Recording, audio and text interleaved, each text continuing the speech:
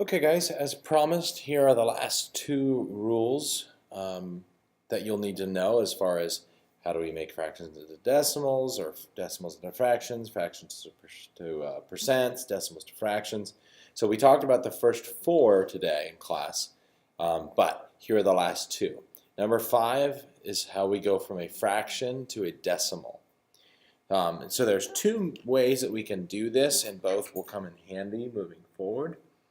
The first one here is to divide the numerator by the denominator. And this is something we've already done this year, so it shouldn't be that difficult for us, or hopefully we still remember it. So just take the numerator, which is the 3, and divide it by the denominator, which is the 10 in this case. So 3 divided by 10. Well, 10 doesn't go into 3, so put our decimal point in. And add a 0.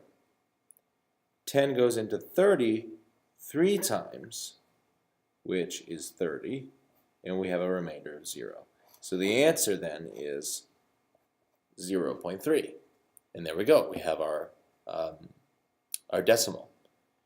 This next one, 8 divided by 9, is the same thing. Let's do the numerator divided by the denominator. 9 goes into 8 0 times, put in our decimal point, add a 0. 9 will go into 80, well, 9 times 9 is 81, so it would have to be 8 times. 8 times 9 is 72. When we get that, we get a remainder of 8, and we bring down a 0. Now notice, we're back to going into 80 again. So 9 goes into 80 8 times, which again is 72. And it's just going to keep repeating now. So your decimal is just 0.8 repeating for this one. 0.8 repeating. And our last example here, 7 over 4. 7 divided by 4. This time 4 will actually go into 7 once, which is 4, and we get a remainder of 3. And when we do that, we put in a 0, bring down the 0, and now we ask ourselves, well, how many times is 4 going to 30? Well, the answer is 7, which is 28 times, or equals 28.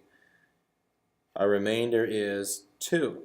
So we bring down another 0, and we get 20. 4 goes into 20 5 times, which is a nice, simple, even answer. And our answer is 1.75. So the one way we can do this is we can divide the numerator by the denominator. Simple. There's another way, though, and that is this. If possible, rewrite the fraction that you started with a denominator of 10, 100, 1,000, etc. So essentially, you're going from 10 to 100, 1,000, 10,000, 100,000, okay? And then you use place value. So, for instance, let's look at this example here. Notice we already have 10 in the denominator. That's great. Notice this is the same example we did over here. So, here, 3 over 10. Notice that it's over 10 and it's 3/10. So this 10 indicates tenths. So as we write this one, the 3 is actually going to go in the tenths column right there. And then we have a 0 in front of it. So it's 3/10 because the 3 is in the tenths column.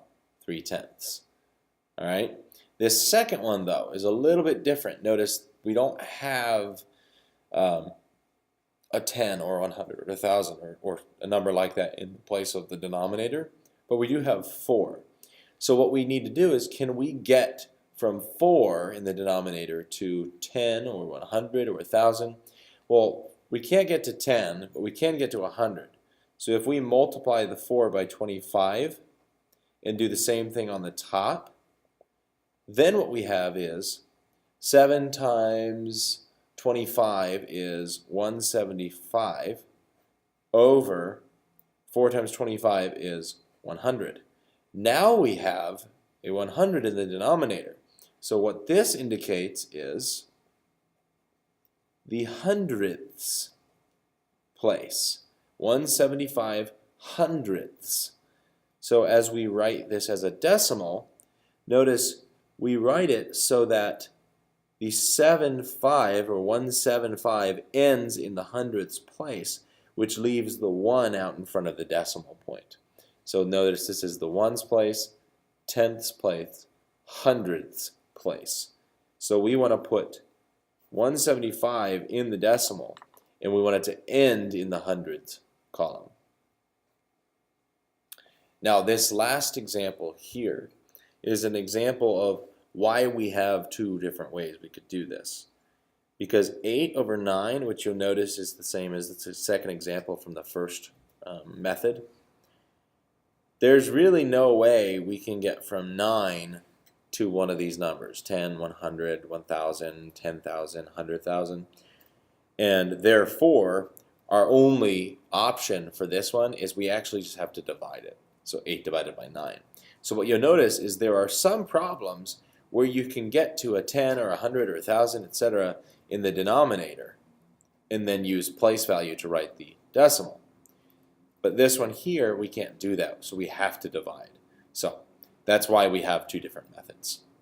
All right, this second, or the last rule we have, is going from fraction to percent. And this is a very, very simple method that works really nicely. Fraction to percent. So the way we do this, rewrite the fraction with a denominator of 100. Then the numerator will be the percent.